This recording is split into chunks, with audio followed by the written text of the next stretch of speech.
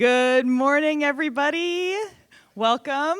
Thank you so much for coming here. Hopefully not to too dark of a room on a beautiful day, Sitka winter day. I will let you know we will be opening up these beautiful windows here in a little bit after our intro talks, but really appreciate everyone taking the time on their weekend to gather together for the first annual State of the Sound event. We are so thrilled. This has been a long time coming. My name is Lauren Bell. I am the research director at the Sitka Sound Science Center. I'm joined up here by Ellen Chenowith, who is a professor of marine biology at the University of Alaska Fairbanks, and Lauren Wild, professor of applied fisheries at the University of Alaska Southeast. We are just three kind of co-facilitators of this idea, but it really has been a huge community collaboration to bring this together, and Ellen is going to speak to that in just a minute.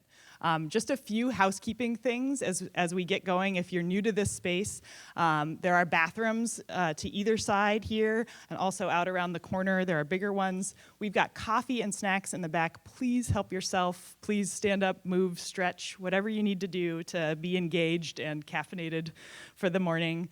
And again, this is really, it's the first. We are hoping this is going to be an annual event, and we want to hear your feedback. We want to know how we can make this event serve community needs and priorities. So to that end, in the back on that table, there is a QR code. There are comment cards for any feedback you have. You know, what did we miss? What would you like to see? Please give us that feedback throughout the day so we can factor it into next year.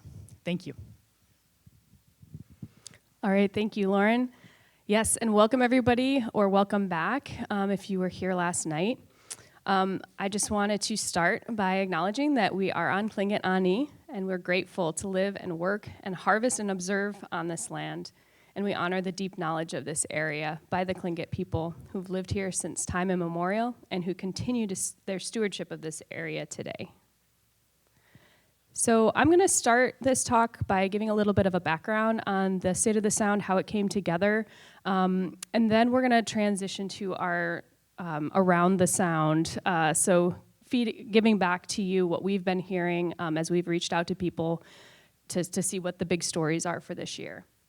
So the seeds of this idea for State of the Sound have kind of been in the wind in Sitka for a while, and about a year ago we decided to kind of start a process to put some roots down and see what could possibly grow out of this. We began with an event that we named the Chenowith State of the Sound to really convey that this is a work in progress. So yeah, we've kind of stepped up and we're willing to call it the first and go on the record this year, but we really wanted to just put something out there last year and bring people together to talk about what this event could be. And so we invited folks to Centennial Hall on a Friday to share the work that they're doing in Sitka, the resources that they have, and then we really just transitioned to a visioning session and compiled a report. So you can access that report with this QR code and kind of see what came out of that session. And I believe we might have some copies of that at the back if you want to look at a hard copy. This is kind of what that process looked like and kind of what came out of it. A lot more people were involved. This is just one table that I like this picture because it has the canoe in the back. And one thing that came out was this overall vision. So the State of the Sound will be a free, inclusive, interactive winter gathering that brings together anyone engaged with Sitka's natural environment to share knowledge, build relationships, and align efforts for the health of our ecosystem and community. The symposium will honor all ways of knowing, connect research to local priorities, and strengthen our collective ability to steward Sitka Sound for future generations. So think about if we're doing that, think about what we're missing, think about if there's something in this vision that you think could be added to it. So then we kind of moved into the planning phase for this year. We gathered an advisory committee and started drafting what these different sessions could look like, what kind of gatherings we wanted to plan. And I just want to thank everybody. I can't thank you all by name, but for everyone who served on our advisory committee or who filled out one of the forms that we sent around requesting information and ideas, people who had conversations with us in coffee shops or on the volleyball court, or just kind of helped us get the softball field. Got to shout out the softball field, of course, and then just helped us get the word out to invite people that you thought would have a lot to contribute to this or would be really excited to be a part of it. All right, so if you are just joining us today, I just wanted to briefly touch on what you missed. So we started with a storytelling event on Thursday, and it was at the Mill Building, and it was, I'm told, absolutely packed. So that was a wonderful way to start things off. And then yesterday we had our opening ceremony here, and we heard from Tom Thornton and Mike Miller, and they gave us this really great historical background for our discussion today and talked about the centuries and decades long history of Sitka Sound and what has changed in the human and natural environment and how those environments are so interconnected. And, you know, I just wanted to highlight something that really came out of those talks that I think sets a great tone for this meeting is just what an amazing place Sitka Sound is. It's been through a lot of changes, and it's just proven to be this really resilient and productive area. And at one point, Mike said, you know, it's even been very forgiving to some of the things that have happened here. So just a lot of gratitude for this area. So a couple outline for what's coming today. Like I said, we are in the middle of the first talk here. We're about to transition to the Around the Sound in 365 days.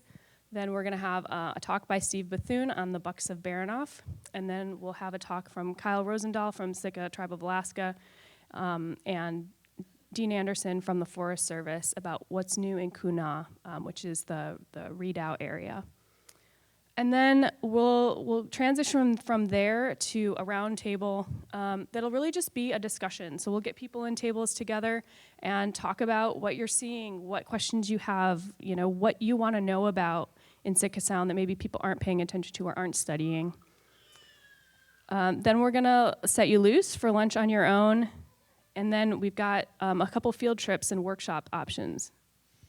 Yeah, I want to highlight a couple of the field trips that are available this afternoon, and we will have sign-up sheets set out in the back here shortly. So 3 that you get to choose from. The first is a tour of the Sitka Tribe of Alaska's Environmental Research Lab. So this session will feature a chance to get over to their lab area. We'll provide transportation for anyone who needs it, and this is at the Healing House on Catleon Street. And this encompasses a lot of the notable work that comes out of this lab, so paralytic shellfish toxin, PST testing, and ocean acidification monitoring. The lab's also involved in a variety of other projects, including phytoplankton monitoring, mercury testing, air quality monitoring, and scrubber discharge monitoring.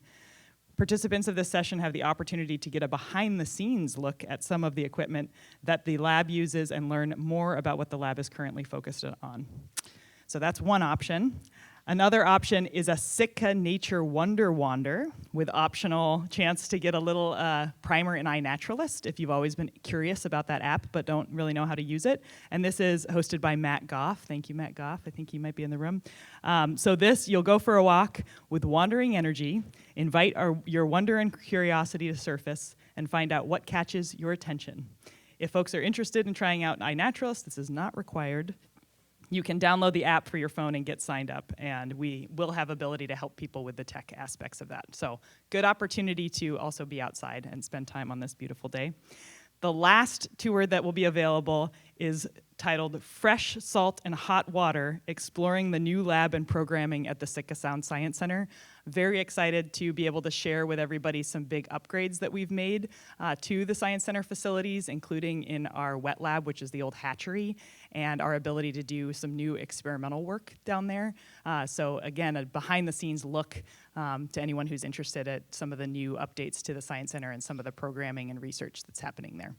So again, if you're interested in any of those, pretty soon there'll be big stickies on the back that you can put your name down for any of those tours, workshops, field trips, and we will help provide transportation if it's desired. Those will happen between 1:30 and 3 p.m., so you'll meet here at 1:30 after lunch.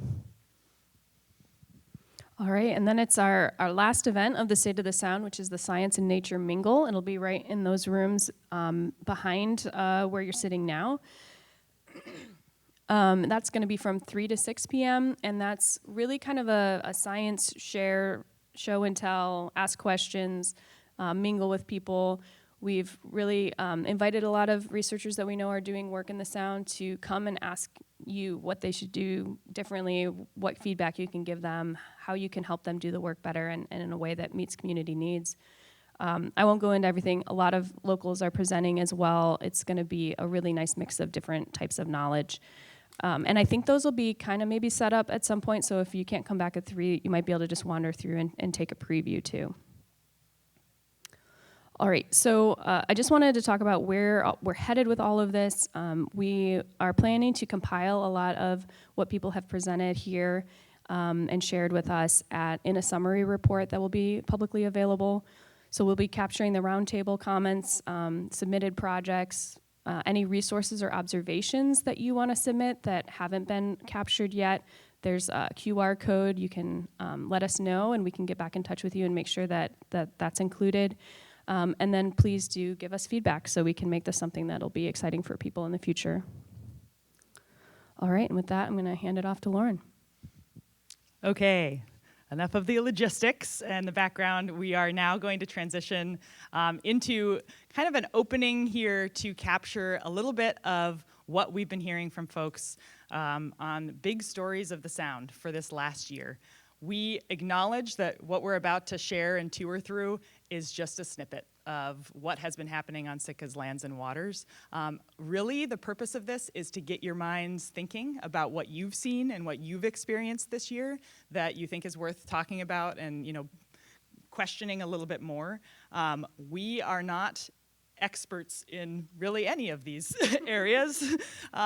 So we're really here just to, flash these up, get you thinking, and promote discussion. But we hope that as we go through, you might say, oh, they missed this, they missed this. You'll notice that there are cards, there are pens, there are sticky notes on every table. Please jot down your thoughts on what isn't in here, what you'd like to expand on, what you'd like to explore. And during the roundtable discussion is where we'll have more opportunity to dig into those a little bit further. Okay. Okay. Before I get started, I just really want to thank everybody for coming. It's so amazing to see so many faces here from our community. You are all people that are on the water, in the woods. You're experiencing our community and you're experiencing the ecosystem around us. And so we really this event is all about you being here to help share what you're seeing and what we want to do as a community moving forward and how we see our Sitka Sound. So thank you all. This wouldn't be happening unless you were here. So much gratitude. Okay, so we're just going to do a quick around the sound. These are not, as Lauren said, they're not our specific knowledge. We're kind of sharing things that have been shared with us as some highlights to get you thinking. It was a warm year, 2025, so this just kind of shows a little bit. The black line on this graph on the left is 2025, and then the orange line is 2016, so that's kind of showing you was another warm year during, as many of you remember, the North Pacific marine heat wave. So it was a warm year, and the reason I'm bringing that up is because it brought some unexpected things. As many of you might remember, there were some tuna that came through. We had a skipjack come into Crescent Harbor, and then there was a lot of albacore pursuit offshore. And there's a lot of folks with some great knowledge about how that went. R.J. Miller, who's provided the photos to me, is one of those folks who was bringing people out to catch tuna and has a lot of observations. Alex McCarroll with Fish and Game provided some information as Fish and Game kind of got involved with how does this get regulated. So there's a lot to talk about there, and I'm sure a lot of you have some observations and things to share at our roundtables about that and your thoughts about tuna. This continues to be a big thing with gray whales coming in. We saw those increases start in 2019 and 2020, as Mike was talking about last night. It's come down a little since then, but we're still in these much higher numbers of gray whales than we've seen in the last 50 years or so. And then the last 2 years, we've seen them stick around later into the summer out by Permisla and stuff. So that's been really interesting. I know a lot of folks that spend time on the water in the summers have a lot of great observations. So we're excited to hear from you about those as well. And humpback whales, there have been a little bit fewer in the spring the last few years, not as many during herring, but still quite a number of them. And we've been seeing and hearing about reports of them kind of being a little bit further offshore in the fall and winter, which brings me to herring. That was a big, herring is a big, this first sentence I got from Willa Johnson said, Sitka lights up when herring return, and I just thought that was a really beautiful way to put it. As a community, it's a big part of our lives, and it's really important culturally to Tlingit people. So that's something that's kind of always in the conversation when we talk about the health of our ecosystem and what's happening with herring, and it feeds so much of what is around us in Sitka Sound. Winter Kings was a slow year, we've been hearing. A lot of bad weather.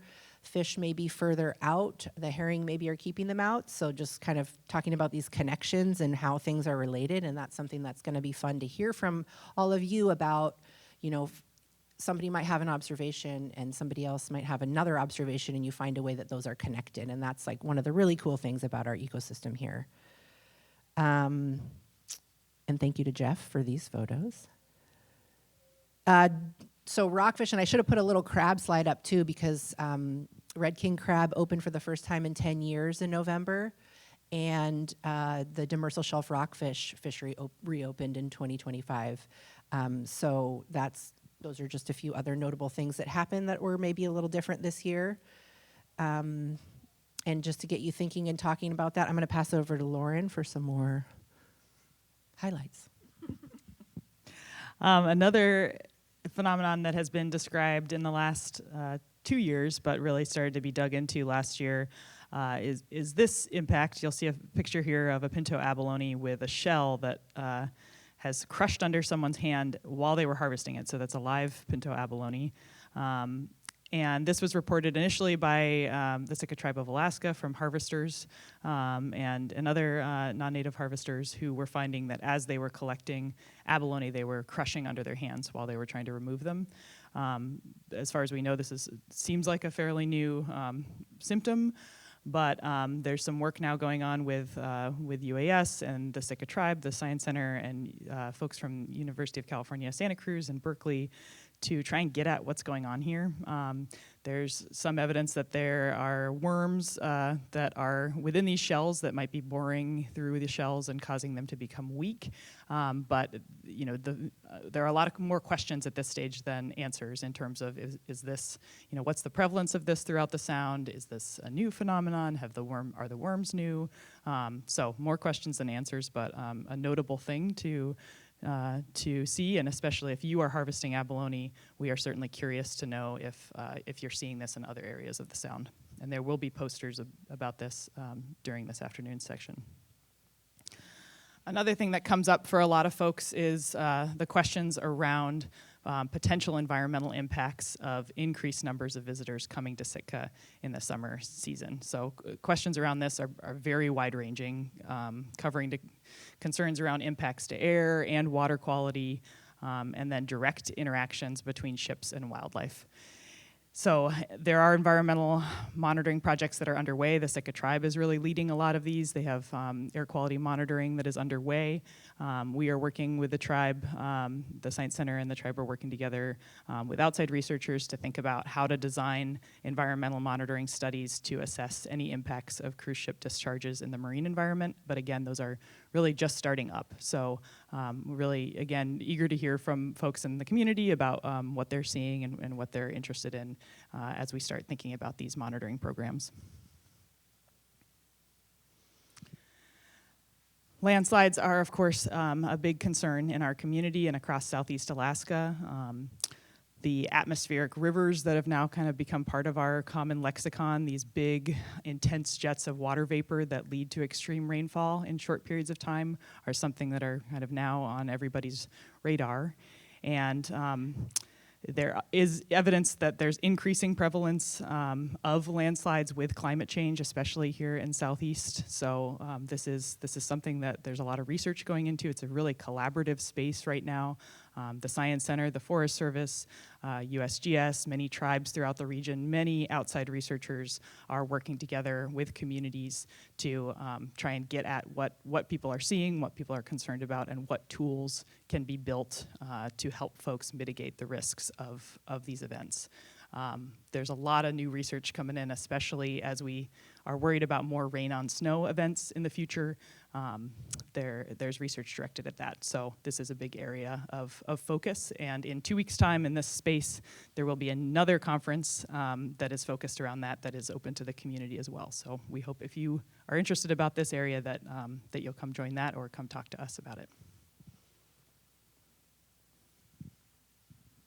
And I'll just build off of that too. Another piece of data that we're trying to collect from people here is if you do have an event like a landslide conference or some event that your organization's putting on that relates to Sitka's environment, we have a form for you to let us know about that so we can get that on kind of a little calendar as part of the report out.